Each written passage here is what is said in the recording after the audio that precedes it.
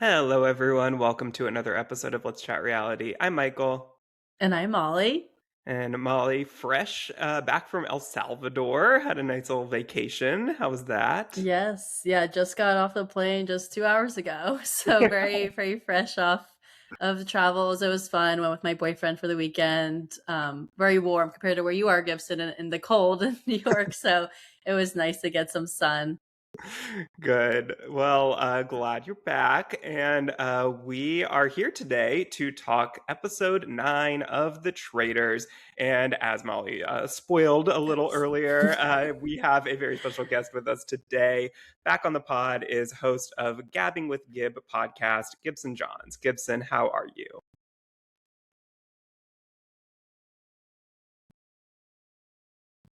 I agree. I agree. Some people have very various thoughts about this season overall, but I would say it is still a very, very fun show, and I think a very, very fun season it has turned into. But Gibson, you were last on our podcast in November of 2024, so it's been quite a while. How have you been? Any fun life updates since we last talked to you? Yeah, just could be my day. Oh, I've been good. I've been doing the podcast thing. It's like a hustle at all times. So, um, I've just been chipping away at it, and it's been really good. Covering the traders is so fun because I feel like it gives me an opportunity to have other people on that don't normally talk about Bravo or things like that. And even though this season is a mixed bag, I think at this point, but like it's still the conversation is overflows, about this show, and it just brings together so many different people. So I've been really enjoying that to start to kick off the year. But yeah, I'm still in New York. It's very cold here, so it's been getting me through the traders. I feel like there's been so much on TV. Also, I'm Oh like, my I gosh. was saying this to somebody else recently. I'm just like, I feel like if I don't write things down with so many shows on, like it's just in one ear out the other. Like I like forget about things happening. I'm just like, it's been a lot to keep up with, but Yeah. it's a good problem to have. So I'm not complaining. It is, yes, but no, that is one of my favorite things about Trader Season is that like even like, it is a mix not only with the cast of the show, but even then with the podcasters and with the coverage. Like you kind of have these meldings of different worlds, Hmm. all covering the same show, which is so rare, and Yeah, so it's a very fun aspect of it the is show. fun. It really is. Yeah, well, then let's get your thoughts on this season overall, Gibson. Said it was kind of been a mixed bag for us, me and Molly at least. It feels like, but what have you been thinking so far about it? I really loved it for a while just because it was so Housewives and Bravo forward. Like it's especially in comparison to last season, which Carolyn and Danielle stuff just like got so old for me and just like annoying. I didn't love it. It just kept going and going and going. And I missed having because the traders get so much airtime on the show, and so like, if you don't have a housewife in the turret, their airtime is minimized, sort of just like by proxy. So you're not getting as much like great confessional work, or just like you're seeing them less. And so having two of them in the turret this season has been, I think, really entertaining, and I think it adds to the show ultimately. Like I'd rather have that than more competition show people in there. Um, just from sheer entertainment value. Like I don't care as much about the game on the show. I care more about it being a good show. Because like to me, the best season has been season 2, which is when Phaedra and Parvati and Dan were all together, and like it just like, resulted in all these great, memorable moments I still think about all the time. So I think that I really loved the season until we had the Candace and Rinna back to back banishments, and now it just feels sort of like a runaway train for Rob to win. That's sort of what it feels like to me. Like we just have these sort of lame duck faithfuls there who like don't really know what they're doing, and I'd love to be surprised and have it. And I really like Rob too. It just feels like when it feels inevitable, it sort of takes some of the air out of the room. Hmm. Yeah, it's kind of that way. I feel like with like a Big Brother season 2 a lot of times where it's like, Yes. like season 26, Chelsea just like you knew she was going to win, and season Dick Derek Levasseur, you knew he was going to win. Like it's like those last couple weeks can be brutal to get through Mm-hmm. sometimes with that Mm-hmm. show, and so it Yeah. kind of feels like the last couple seasons of this too has maybe been that way a little bit, but I think there's still plenty for us to talk about here. There's plenty to talk about. Like that's never gonna you're never not gonna have something to talk about with the Traitors. Yeah. It's just more like I love that Johnny and Tara are like kind of getting more airtime right now, and they're having these cute moments. But like I do miss a Rinna, a Candace. I don't really miss Dorinda because she didn't really ever pop on this show, which is just kind of weird. But I do miss them. Yeah, well, let's get into that. That is what I had next on the list here. Perfect segue.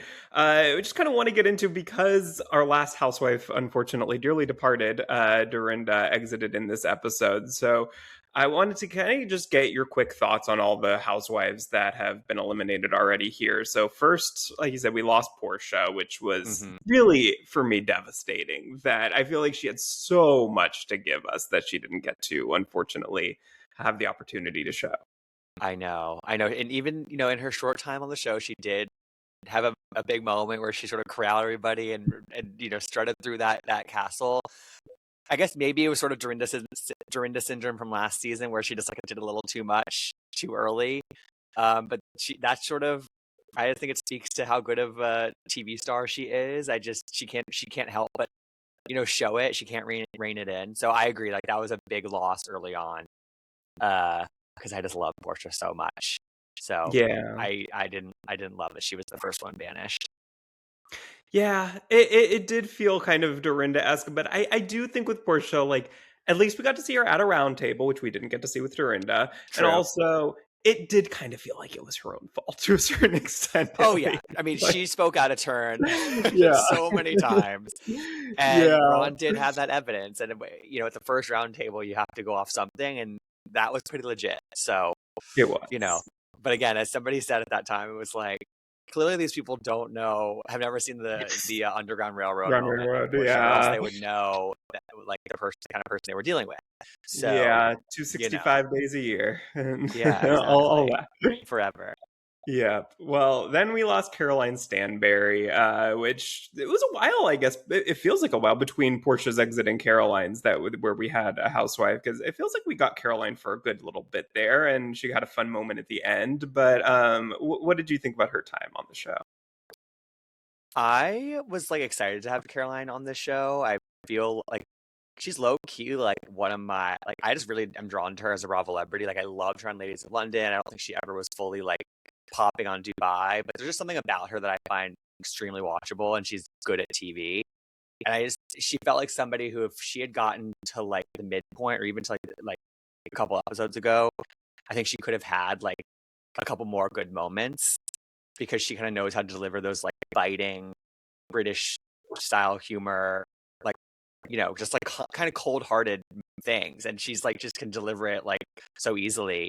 And that's where we got the Rinna you bitch thing when she's tied up to that tree, and like I think that she had more of that in her, but also like compared to the other housewives on this season, she's kind of like you know the easiest to just sort of like cast aside. So if they had to sacrifice, it was smarter than I think to murder a housewife, fairly early in the game to kind of get some of the heat off of them.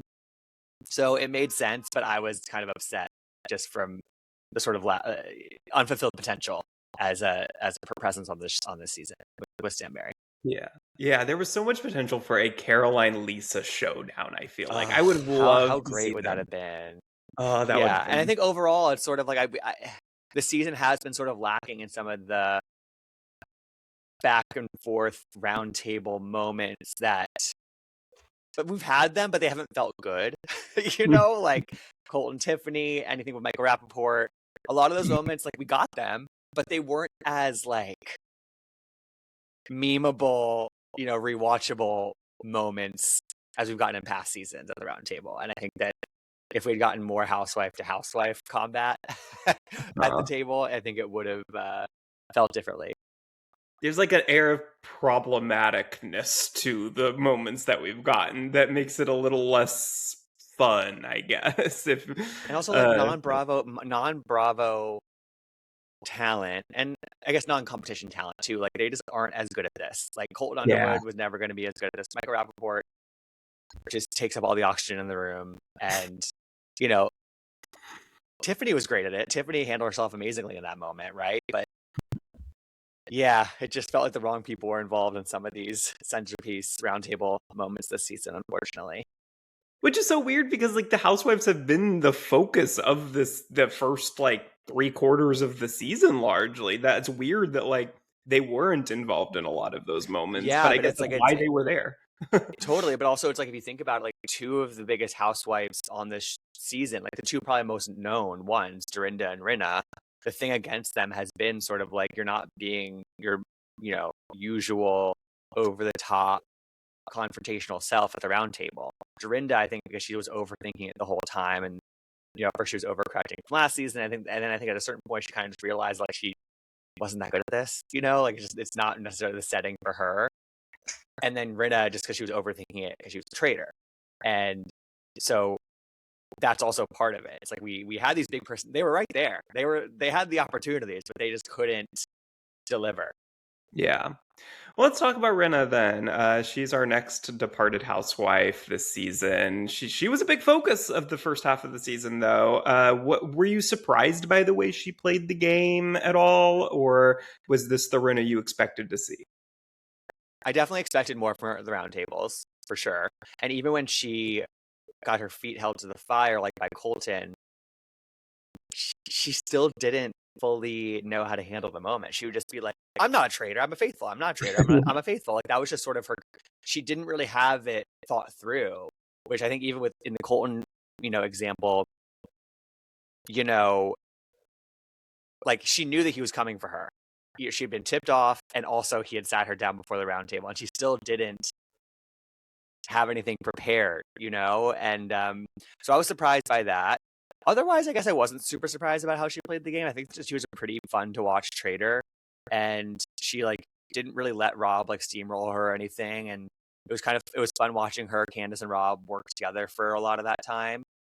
I liked watching Rinna. I thought that for her, I say this all the time, but the Traitors is two shows in one. It's two games in one. It's the game, and it's also the game of being on TV, and the Traitors is such a great launching pad or like re-entry point for a lot of people, and it was that for Candace this season. It was definitely that for Rinna, and I think that she kind of won in that regard. Like she's come out of this with so much more goodwill than she entered it with, and to me, that's a win for her. And whether that means she's going to be back in reality TV and other capacities going forward, who knows? But I personally feel much better about Lisa Rinna after this season of the Traitors than I did before it, which I think is Yeah. great for her.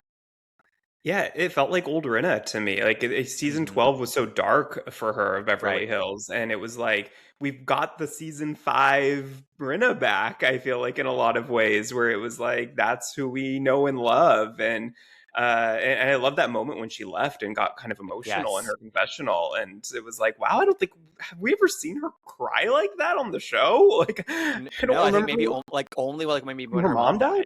Yeah, Yeah, like I really that surprised me too in a really welcome way, and I guess I underappreciated like how difficult that exit was for her. Both because I mean her mom she was grieving her mom at that time, which I think is an underappreciated element of that final season for her. Not to like pin it all on that, but it definitely was a factor.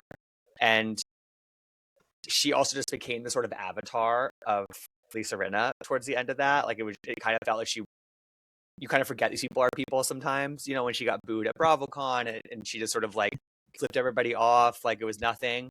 You kind of figure that she was letting it roll off her back, but to see that it actually was like an open wound for her was really heartening. yeah, for sure. Yeah, I don't think she'll be back on Housewives, but I do think that this isn't the end of Rinna on reality TV. I could see her like go on House of Villains. I could see that. I could see like there's other avenues for her that are maybe more like one-offs that she's maybe more Right. comfortable with that I would be excited to see her back on. Yeah, me too. Well, then lastly, let's get to Candace. Last episode was her exit. A big part of the season, Candace Dillard-Bassett. What did you think of her return after a couple of years off of TV? Yeah, another example of somebody who I think time away from the cameras benefited her a lot.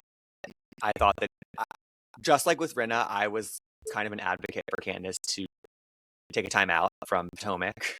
Yeah. And, she had her kid.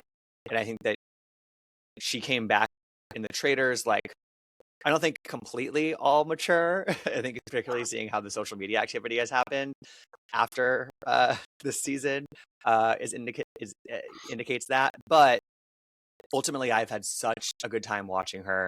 I think that she started off a little rocky, kind of bringing too much attention to herself. She recalibrated really well and played a good game there for a little bit. And then she just kind of had the fatal flaw of voting for Rob and not being able to explain it away. And, she went out with that great sit down with Rob. Like, that was one of the best moments of the whole season, that conversation. And she knows how to make great TV. She was back, and she's such a good confessional artist. Like, she just delivered so many great confessionals. I also think that she showed a lot of heart, like in the Tiffany moment. Like, when they showed her crying and wiping away that tear, it was just sort of like, oh, I felt really authentic. And you could tell that she wanted to speak up in that moment, but she couldn't really speak up. So I think that she had an overall, like, really successful stint on the Traitors. Yeah, I'm very excited to see both her and Rinna at the reunion that just filmed. Yeah, and I will like, say, though, I do think the social media portion of it, as I said, like, sort of reminds you of things that, like, I didn't always love about Candace. Like, she was so active on Twitter during Potomac when she was on there, and it riles up fans, not always in a way that I like. She's taking it very personally, and I understand that, but it is a game, and they're kind of acting like Rob, like, broke the rules or something in getting her out, and it's like, no, like, so that part has landed a little clumsily for me, like, just all the posting, and it also made it so obvious that she was going to get banned, that she was going to get out. Like, she was the way that she was posting that week in the lead up to that episode, I was just like, pretends to be shocked, Well, like, even pre-season, she was saying in interviews, like, somebody's getting cussed out at the reunion. I'm like, okay, so someone betrayed you and So you didn't win the season. Yeah. Right. No, I didn't expect. What I thought was that she was a faithful and got to the end and got to the finale, and at the pit of fire, whatever it's called, the traitor, like, banished her at the very end, or tricked her and ended up winning. So I was a little, when she was picked to be a traitor, that surprised me. But then I figured, and I think she was an inspired choice for a traitor, because I do think that she was somebody who was sort of primed for a larger audience just to appreciate, and it feels like a lot of people kind of fell in love with her that had maybe not been exposed to her before, which is an exciting prospect, I think, as, like, coming from the Bravo perspective on all of this. It's like, you always like to see the housewife sort of, like, break through that zeitgeist in a way. So I think that she was able to do that. Yeah, for sure. That's the best thing about the Traitors, is that one of your favorite people from one sector of the reality universe is exposed to a whole new audience. And I think Rob, Candace, even Lisa, maybe, like, to some degree, I think all the Traitors definitely this season at least have been able to do that. So that's been very fun. But all right, let's get into this episode then, episode 9. We pick up where we left off last week with Eric finding out that Rob is a traitor and chose to give him the ultimatum of joining him or be murdered. So Eric does agree to this, but Molly, we talked last week about whether or not he was actually going to accept this, and there was that small possibility that he would actually somehow say no, but thankfully he did not. So did that surprise you or at all? No, I was not surprised by that. I feel like, obviously, when you're given that ultimatum, like, you have to choose yes. Like, you're not going to want to be murdered in that moment. So Eric had to agree to become a traitor along with Rob, and seeing that reaction was funny, though, from Eric, as he was like, no, it's not you. Like, but I think that it was a good choice, because obviously Eric has been just, like, pretty wrong as a faithful, that it would be good to have him on his side as traitor. Yeah, Gibson, what did you think about Rob's choice with Eric? Because to me, it would have. I thought he was going to go with somebody who he could just kind of bring in just to toss out. Someone like Johnny, someone like Steven, who already had some sus on them, but he kind of went in direction of somebody who could potentially be with him till the end. Yeah, I agree. That was my initial guess of where he was going to go. But ultimately, I just feel like Eric is somebody that he can control. I mean, we were seeing how Eric is like totally floundering, even just like, 12 hours into being a traitor, having no idea how to act and like totally clamming up. And so Rob can like control him. And then by the time that Eric finds his footing as a traitor, the game's going to be over. And he, like, you know what I mean? Like, it's just Eric's kind of in over his head as a traitor. He's like shook that Rob is one, and he's going to have to fix his behavior very quickly, because as we saw at the end, not to jump ahead, but Kristen calls him out for being so quiet at a round table. And it's like, okay, maybe the next episode he'll be like aligned with Rob, and then by the next episode we're at the finale. And it's like, okay, like he's kind of gonna I think he's gonna run out of time to become a good traitor. And I'm sure Rob has a full plan in terms of like, all right, do I let him go at the last round table and do I throw him under the bus there, use my extra vote? Do I, take him to that final fire pit and like just totally throw him under the bus there? Either way, like I think that Rob can pull it off, and Eric just isn't going to know how to handle it, I don't think.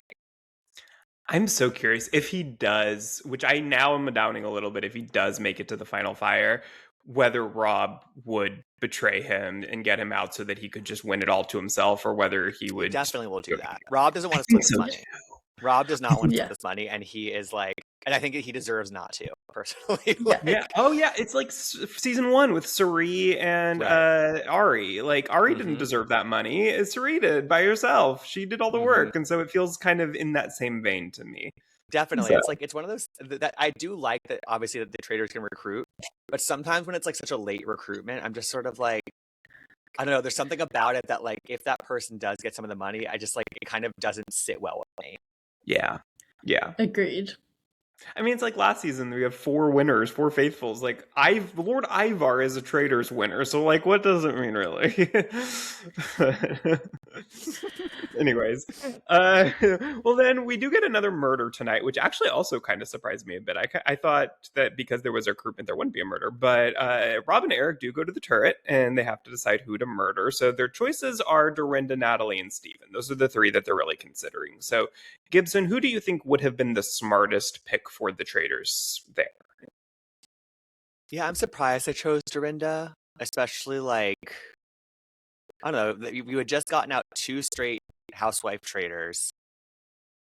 Dorinda just felt, and she's like so not a threat to anybody, and Rob clearly wants Natalie out very soon. And she has allegiance to him, so I guess it's not like, he's not going to turn on him, but he's going to run out of time to get her out. And I guess maybe I would have gone with her, because I also think Steven was smart to keep in for a round table, because, if I'm a faithful at this point, I'm like, clearly a traitor. There's a guy traitor. There's a man in that turret, and Steven is somebody who has had his name brought up a little bit here and there. And I think he's probably an easy person for Rob to put some heat on at a round table. So I think that I would have maybe gone with Natalie, because Dorinda just felt like sort of a waste of an opportunity to get somebody who's more of a threat out. Right? Yeah, I think I agree with that. I mean, Molly, it feels like Dorinda's been very loud and very wrong, whereas Natalie has also, I just feel like we haven't seen a lot of Natalie, but like just knowing Natalie from her reality TV past, she's smart. Like, I think that she, not to say Dorinda isn't, but I think that Natalie probably has more potential to get on the right track with Rob. Yeah, I agree. I feel like Natalie would have been the right choice here, or better choice with who they had to choose from. But I think obviously, like, maybe Rob's thinking, because Natalie's still on his side, that she can maybe defend him in certain roundtable conversations. So maybe that was a consideration. But yeah, I agree with you guys that Dorinda just didn't really feel like as much of a threat. Like, she just wasn't really saying too much, and like, if she was, it was wrong. So I feel like with that, like, she should have not been murdered here. Yeah.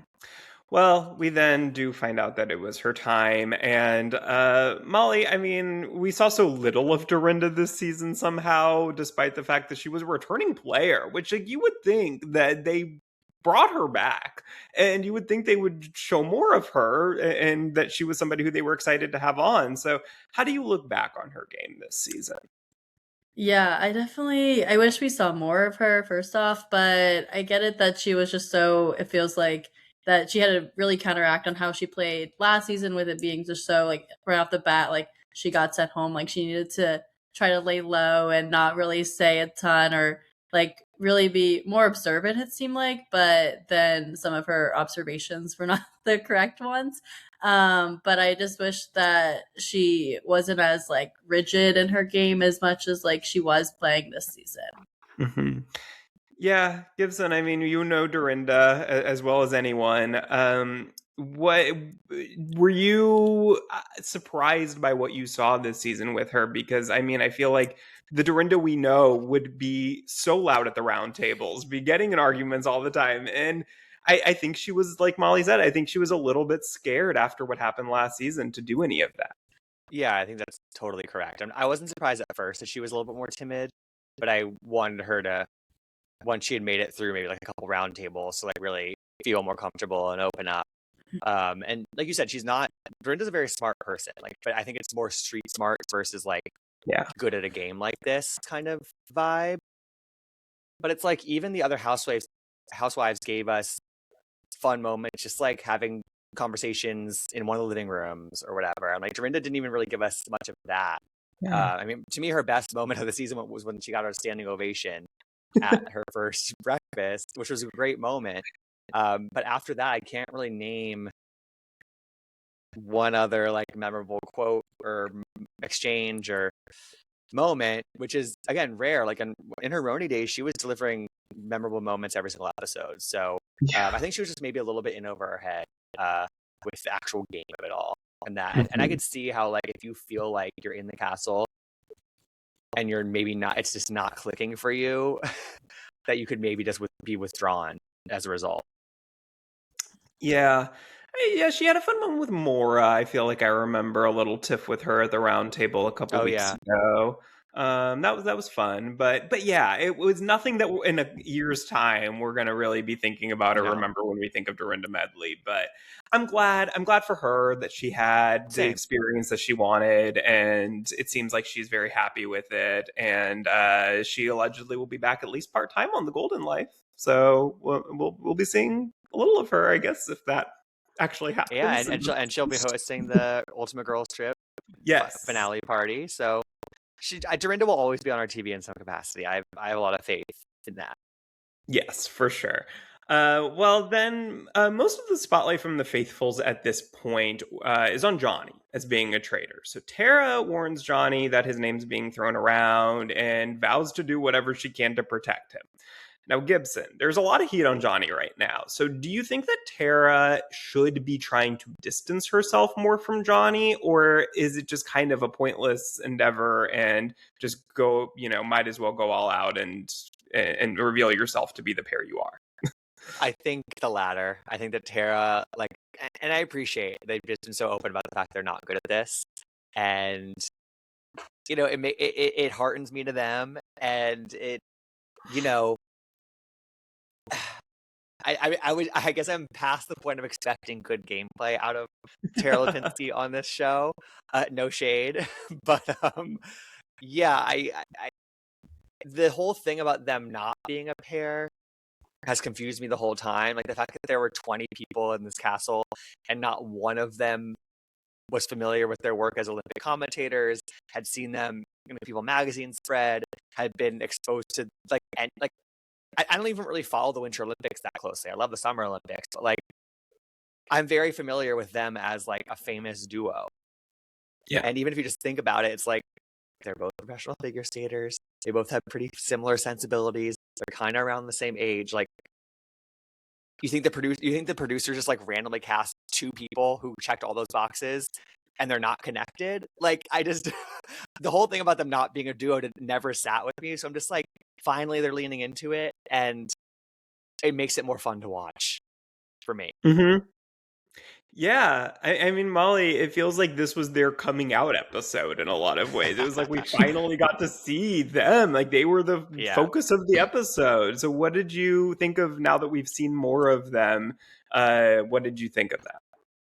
Yeah, I mean, perfect time for now the Winter Olympics to be happening. But Yeah. I feel like with them, just how they were able to stay hidden as that duo was so surprising. And I mean, they obviously weren't showing up as like that they were working together. So I think that also had a part of it. So maybe people were just like not really thinking and looking elsewhere in other directions and not really paying attention to the fact that they were both figure skaters, that they could have been friends in their lives. But I think it makes sense now, of course, with Johnny getting the heat that he is, that Tara is setting up for him. And so I'm like, I obviously like I want to support them, and it's obviously making some more entertaining TV. So I'm here for it. Mm-hmm.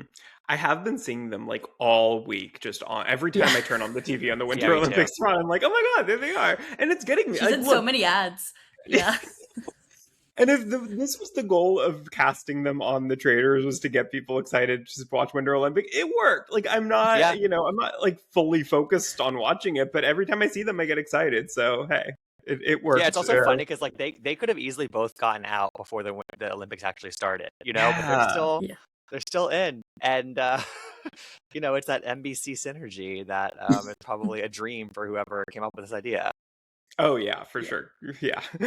Well, then we get to the mission where the players are inside of a Jack in the Box type box, and each round they're asked opinion question about each other, and the Traitors then secretly get out of their boxes, confirm an answer before getting back in, and then everyone has to pick the answer that they believe matches with what the Traitors chose, and each correct answer is $500 added to the pot. So Rob and Eric decide to just answer Tara Lipinski for every question in an effort to give the faithfuls as little information as possible. Molly, what did you think of that strategy? At first, I was like, "Oh, this is like a pretty smart idea from Rob," but then it seemed like the faithfuls just got annoyed, and they were like, "We don't want this to happen." So it kind of now is like, okay, now they're kind of mad at whoever the Traitors are. Obviously, we know who they are, but now like it kind of didn't put a great taste in their mouths. But I thought it was good in general, like gameplay wise, just for them not to get information. Like that's a good part of it, but for the overall camaraderie, that wasn't great. Yeah, Gibson, to me, this felt like the first indicator of what their dynamic was going to be as Traitors, where it was just like Rob just like grabbing onto him and be like, here's what we're going to do. And it's just like, it was, Eric had no opinion, no say in the matter. It was just fully Rob being like, okay, this is what it's going to be. And that's kind of feels like the dynamic we've got between the two of them. Yeah, which like isn't fun. It's just not like Eric is just kind of annoying me, to be honest, like totally frank. Like I'm not really enjoying him as a traitor. I wasn't really enjoying him as a faithful either. And I also have a little bit of a grudge against like most of the random castings on the show, like people who aren't reality stars. I'm just sort of like, I guess other than Johnny and Tara, like who have ended up sort of popping, but like the truly random ones, I'm just sort of like, what was the reason? Why is Eric Nam there and not, I don't know, Davon from Big Brother or put Davon or like on somebody, yeah. but you know what I mean? Like it's like I want as many big amazing personalities, reality TV icons as possible under that roof, and like him just like totally like, I mean, he gets recruited as a traitor late in the show, and he just like doesn't have a perspective on anything, and I'm just sort of like, all right, next. Like I did not enjoy this mission at all. Personally, I didn't enjoy it. Yeah, like I mean, with the random castings, like it feels like they are always like maybe 3 or 4 of them, and like maybe one of them pops every season, and like I Dylan think Efron last season, right? Like they use that one as the example of why they do it, whereas like in reality, there's like 3 or 4 that didn't at all, and they could have been someone from. Like the challenge universe wasn't represented at all this season. Yeah. Like I feel like that would have been a good area to go down. And instead we get, like Eric Nam, who hasn't really given us much of anything. But I think it's a big cast at least. So I feel like I don't like it's not something that I think about all the time as like a huge downside, because I feel like we get enough from the areas that we generally want to be represented that it's like, Okay, whatever. But I think where it becomes annoying is now when Yeah. all the big personalities have gotten murdered or banished, or most of them have, and so they're just kind of these people we're left with, and it's like, well, Yeah. what if you made every slot on the show like an amazing casting choice? Then we wouldn't be left with this problem ever, because like now it's like these last 3 episodes just feel like inevitably what we were talking about earlier, and yeah, that's just I wasn't feeling strongly about it until like this week, essentially. I wonder if it would be better to put those people on the civilian season as like a couple of stunt casts. Yeah, I And think then like that's you a good get point. yeah, and then like you get this is full 100% reality star, and then on the like civilian version you get like maybe one or two who are like celeb, like notable people, not reality stars. Right, because it's like I think they're almost trying to go for like a Dancing with the Stars type thing where like, they will randomly cast like Sean Spicer and like Anna Delvey and like people like that. But like those are like really big swings that like, Yeah. even though I don't fully agree with that all the time, I respect the big swing, but like Lord Ivor and Eric Nam are not big swings. They're just sort of like, why are you here? You know? Yeah. I'm being so mean, but it's just that's how No, I it's feel. true though. It's It's true. true. It's like I just want to talk to Dina Katz and be like, what was the thought process behind this? But What was the reason? what was the yeah. Well, Anyway, sorry. well, for the last question, this is when things got a little interesting, at least, because Alan asked the Traitors to shortlist 4 players for murder, and they picked Johnny, Tara, Natalie, and Kristen. Gibson, what did you think of those 4 choices? Johnny, Tara, Natalie, and Kristen. Yes. I guess like I get those. Like Natalie and Kristen to me, even though they're both wrong a lot, they still are very opinionated and like they could ultimately land on the right person. So I think they're like semi-threats in terms of everybody compared to everybody else who's left, I would say. And then Johnny and Tara, like it's just they're a duo, and I guess they don't know it. I guess they didn't know this at that point, but I don't know. Like I guess if I'm one of them, I don't really know what to do with them. So I guess just like lump them in and just figure it out later. Maybe. What do you think? Yeah, Molly, what did you think?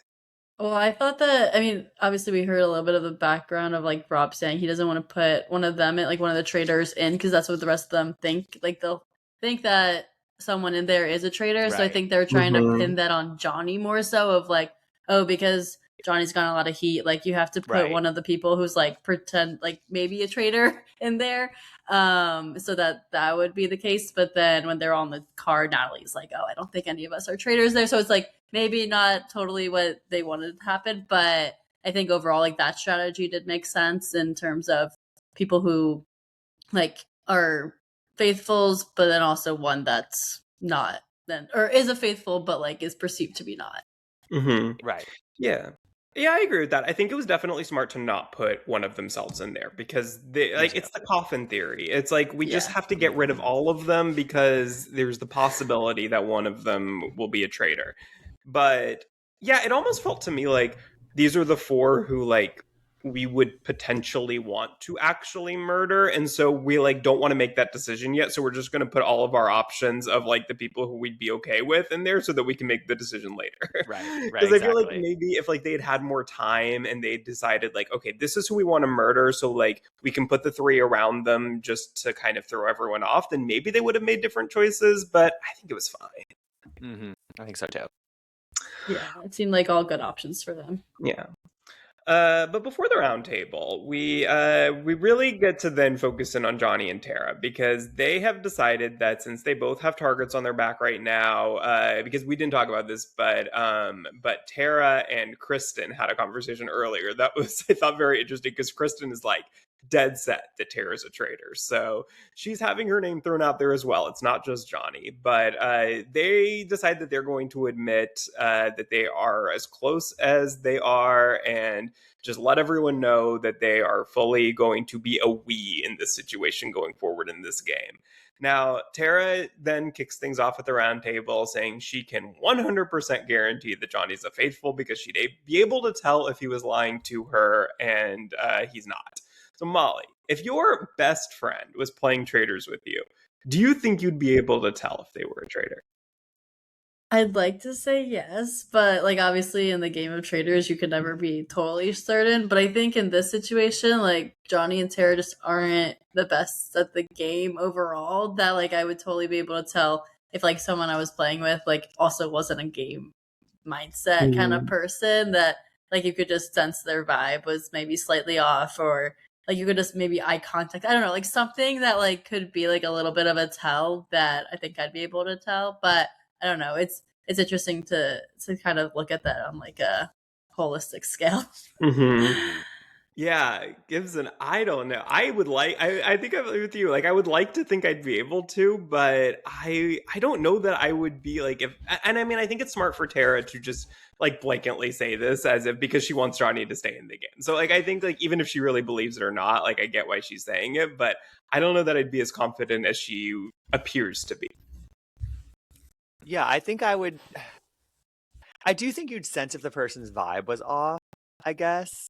But also, again, thinking like a producer, okay, why else would you cast a duo on this show if you weren't going to make one of them a traitor and one of them a faithful, and like kind of have that tension be like kind of a centerpiece of the season potentially, you know? Like, so that's where my mind would go if I was one of the other faithfuls hearing this information, you know?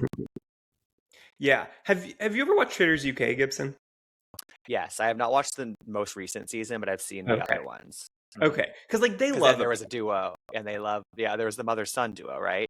Yes, there's a mother Yes, there, I remember in that. this last season. There's there's a couple of duos. No, I Oh, a won't couple spoil of duos. anything. Okay. Yeah. Okay. So it's interesting because I feel like that's something that we see all the time on there of like, you know, trying to figure out if their duo is a traitor or not. And I don't know, it's interesting. I would like to think that I would be able to tell, but yeah, I don't know if I actually would be able to unless you like play a game with them before. Like I think that's the way the gamers maybe are like a Right. little bit different because it's like I know how this person is in a game and I know how to tell if they're different than they were in the last game that we played versus like I've Right. never been in this environment with somebody and I think that's maybe a little different. Mm-hmm. Then we also get Tara and Johnny at this round table calling out Steven's one-on-one conversation with Candace the day before. And Natalie also calls out the fact that Lisa put gold in his basket at a previous mission. Gibson, do you think that you would be leaning more towards Johnny and Tara as being suspicious here, or Steven, or maybe somewhere else? I mean, I do think those two things against Steven are like, if I'm a faithful, that might be enough to convince me, because you only get so much like actual tangible Yeah. evidence to use against somebody, and like otherwise it's just like your feeling about them, or like something they maybe misspoke or whatever. So those two things together, I think, are kind of compelling, you know, especially because like those are the two most recently eliminated people from the last two nights, and so I think I would be convinced. But I think if I'm Steven, he forgot to bring up the fact that the person who came into the room after him was Rob, and then him and Candace asked for time alone. And so I don't know why he didn't bring that up, and I guess it just speaks to how much they're like up Rob's ass, and like they just don't think he's a traitor at all, you know? Because otherwise I'm like, that was right there for him, you know? Yeah. Yeah, I mean, Molly, I agree. I think that I would definitely be looking at Stephen a certain type of way at this round table. Agreed. I thought that this was a good point for them to bring up, or both those points. I feel like in those, like obviously there's not a ton of tangible things to look at here, and so those two things are definitely pieces of evidence. As you say, as people say, of like what's actually going to bring up, like what's strong here to prove the point. And I thought those two were actually good pieces of evidence against Steven here. Because like it's always weird to me with the traitors when people are like, "Oh, these two people have been together all day, like they must be traitors," and I'm like, traitors would never do that. They would like That's so antithetical to what they would do. Like I think I would want to be looking at the two people who I never see talking. That would be suspicious to me. But to like have that like that conversation where like it felt like they were trying to be like sneaky and have that conversation, that would be suspicious to me. That would be like, oh, you Yeah. two thought nobody was around and you were trying to have a quick conversation. That would be suspicious to me. But then if I heard that Rob went in there afterwards and they asked for a moment, that would change my view to Rob. Totally. And like Dorinda bringing up the gold thing was legitimate because it's sort of like, wait. Rinna and Steven never talk. They don't have a relationship. So why are you giving her the gold? So that, to me, I was like, when Dorinda brought that up at that previous roundtable, I was like, that was Dorinda's first good and only good game move. So I thought it was compelling. And it was still wrong. Right, but at least it like made sense. yeah, exactly. Well, then before everyone votes, Alan gives the person holding the dagger, who, as we know, is Rob, a chance to decide whether to use it at this round table or next round table, which will be his last opportunity. Rob decides to save it for tomorrow, but Natalie asks him to reveal to everyone that he has it, because she's the only one up for murder from that group, so she doesn't want to be murdered because of the potential that she could have the dagger and potentially use it against them. Now, he does whisper that he has it. I don't know if everyone heard him. I don't know. I'm curious to see. It was so unclear. I didn't understand about that whole moment, honestly. Yeah, like I understood why Natalie wanted him to say it, because she didn't want the traitors to think like, we might as well murder Natalie so that the dagger is potentially gone. But I was curious, like, to know. I would hope that we'll find out at the beginning of next episode whether anyone heard him, and whether, like, Molly, do you think that Maura or anyone else who maybe, we don't know if maybe he told Maura, it's a possibility, but like to our knowledge, he has not told anyone who wasn't already in that group. Do you think that she's going to be upset with him for keeping that secret? I don't know. I feel like Maura might understand, and that, like, obviously it's a game and he's not going to tell her every single thing, or maybe she would want him to, but like, and he'll be probably able to talk himself out of it, is my guess, if she is upset.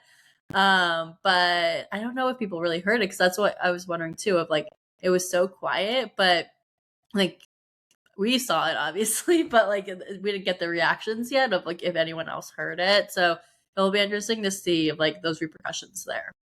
Yeah, because I mean, like, Gibson, we saw like Maura give a reaction, but to me that felt like so easily could have been a reaction to something else that then they spliced in there. Definitely. Yeah, the dagger thing to me has sort of been a failure to launch situation so far. Yeah. I kind of just wish somebody else had gotten it, to make it a little more interesting. Because Rob, it just feels like, again, it's a runaway train for him, and now he has this like extra power that sort of solidifies that. So unless he like uses it to double cross Eric at the next round table or something, I'm just sort of like, this didn't really go anywhere. Mm-hmm. But I'm just sort of like, okay, there aren't that many people at this round table anymore. It's a pretty closed space. It feels like pretty quiet when nobody's talking. So the idea that he could have whispered something in plain sight and nobody would have picked up on it feels weird to me. But we don't know if what their reactions were. So it was just an odd moment, because it just kind of like happened. And you were like, okay, wait, what? Yeah, so, I don't know. Yeah, no, and I agree with the dagger. Like, so far it has not come into play at all, really. It will be interesting, like, if next round table it's a close vote and that dagger is the reason why somebody gets banished over someone else, that could be very interesting stuff. Totally. But yeah, this is slight spoilers for Traitors UK season 4, but not really anything major. So they had the dagger in that season, but I liked what they did with it so much better there, where they had the traitors actually decide who gets the dagger, so they could either give it to one of themselves or they could give it to somebody else. You could redeem it on somebody else, basically. Yeah, okay, interesting. Right. Okay. And everyone knew that it was the traitors making that decision, so I thought that was a very interesting way to create some paranoia there, and it turned out to be in an interesting way. But I liked that a lot better than what they did here, because like it was like, okay, who is the best at this challenge? That's a very physical challenge, so it was a little bit of a bust, but we'll see. We still have another episode to see what happens with it. But then we do get to the vote, and it comes out to be 5-2 with Steven being banished here. So the votes on Steven were Eric, Johnny, Natalie, Rob Roush, and Tara. Votes on Johnny were Maura and Steven, and votes on Tara were Kristen and Mark. So, Gibson, did it surprise you that Johnny and Tara were able to escape this round table, that it went Steven's way instead, or did any of those votes kind of surprise you at all? I mean, I think it was surprising in just the way of like Tara and Johnny have been so vocal about how bad they are at this, and them deciding to like come clean as a duo. You were sort of like, I was sort of like, what did they want this to lead to? You know, I guess it was Tara's protesting that she would know if her best friend was a traitor or not. But it worked. That's the thing. I guess that's sort of, maybe they aren't maybe it wasn't as random or sort of like whatever of a move that I thought it was when they made it, because it got the heat off Johnny enough to get Steven out. And so that surprised me, I guess. And I guess, I do think a lot about the editing of the show, and it was kind of like, it would have been so obvious if Johnny had ended up going at this round table, because it felt like he was the obvious pick going into it. But yeah, that part surprised me and kind of impressed me, that they were able to actually maneuver their way to staying another night. Yeah, I mean, I was glad that we just got some good like gameplay from them, and Right. some, like, them trying to make a move that worked, because then if Molly, they end up actually winning this game, at least they did something.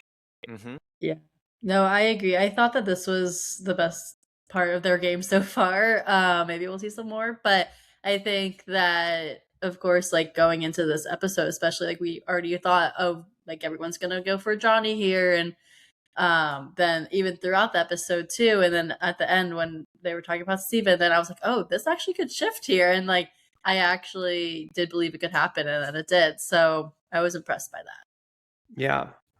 Well, then back at the castle, Kristen heavily questions Eric for being too quiet and not having an opinion at the round table and just kind of in the game in general so far. She tells a group of people then, which includes Rob, that she does not trust Eric, and if she's murdered tonight, to look at Eric as a traitor. So, Molly, do you think that this will actually end up saving Kristen, because both traitors know now, going into deciding who to murder, that Eric's being looked at by Kristen? Yeah, this was an interesting moment. Obviously, that Kristen has her strong opinions on things and like doesn't sway her mind. So I think that if this happens, like, and she is murdered, obviously people are gonna turn to thinking that it's Eric, and then maybe that actually is a good thing for Rob. But if Rob wants Eric to stay, then they would have to keep Kristen safe, but then have to try to get her sent off of Eric. I think both ways that Eric's still gonna be a target next week. So I don't really know how much it will sway her being murdered, but I think it definitely has a factor in keeping her. Yeah. Gibson, I Yeah. mean, Kristen's our last Bravo celebrity that we haven't really talked about much this episode yet. But what have you thought about the way that she's played so far, and then this moment from her? I mean, I think if you're Rob, it's actually a really good thing. You don't murder Kristen tonight, and then Eric, you can have Kristen, you can tee Kristen up to bring it up at the round table. So that's two kind of, that's a full other round that Rob's like protected in, essentially. Like if he wants to throw Eric under the bus to the next round table, just pin Kristen on him, kind of, boost it up a little bit, and like he's good to go, and then he's in the finale. And so I think that it's like great for Rob's game. I love that. It's hard because Kristen has been so wrong about everybody else. So it's like if you're anybody else watching that moment, because I feel like there was one other person in that room when she confronted him. I forget who it was. Yeah, I don't remember. Because I remember thinking that, but like Maura, they needed a witness. Maura. Yeah, I think it might have been Maura. They needed a witness, and so so if you're that person, I guess Kristen hasn't always like confronted the person that she's suspicious of, so that makes this different. But like otherwise, you're like, well, Kristen's been wrong about everybody else, so like why do I take this seriously? But yeah, Kristen's one of those people who I love as like a personality in general. I love Top Chef. I think she's a great host.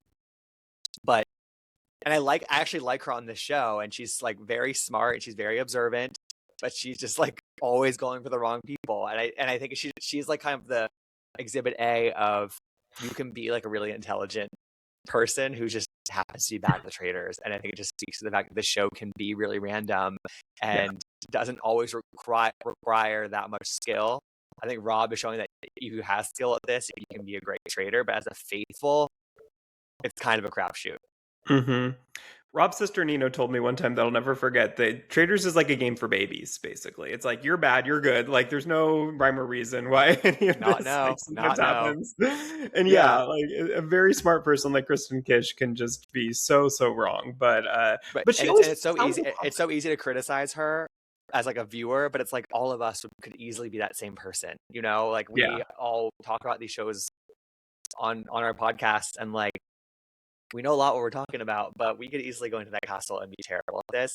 And I do think that Kristen, unlike Candace and Rinna, Kristen has had a really good sense of humor on social media about her time on the show. Like there was this like little knife moment that she keeps kind of making fun of herself for.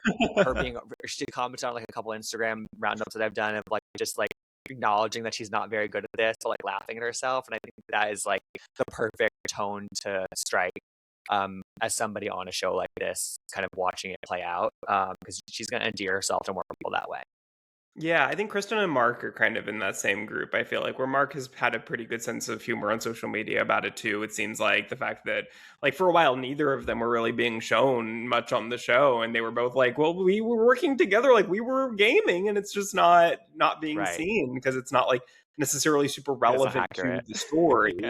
Yeah. So it's just like, more people being wrong. Like, what are you going to show? But yeah, I'm glad that like as the numbers dwindle down, it seems like we're getting more from those people. Still not much from Mark, TBH, but like, I mean, Mark's another flop casting in my opinion. Yeah, I don't watch Dancing with the Stars, so I don't have an opinion on him. But I've gotten nothing from him on this season. Sorry to him. Yeah. I mean, Molly, like you're Dancing with the Stars fan. Like, what have you been thinking about Mark? I also am disappointed. I feel like, well, I mean, obviously they're editing things out, so maybe that's a part of it, of that we just haven't really seen a ton from him. But I thought he would be a bigger point of this cast, like more shown in the season at least. Mm-hmm. Yeah, I don't know that I did think there was going to be like I kind of expected him to be a little bit of a background character just because his personality, like he's a very nice guy, but he just doesn't have like that fiery personality. I feel like of somebody who I expected to be a traitor or expected to be like a loud faithful. Like I kind of thought he would be more in the shadows, but I kind of thought by now we would see more of him just because there's only like 8 people left. Like how does somebody still get an invisible edit at this point? But I know. But then we get Rob and Eric going into the turret and discussing their options, which they talk about Natalie, Kristen, Tara, and Johnny, of course, are their options.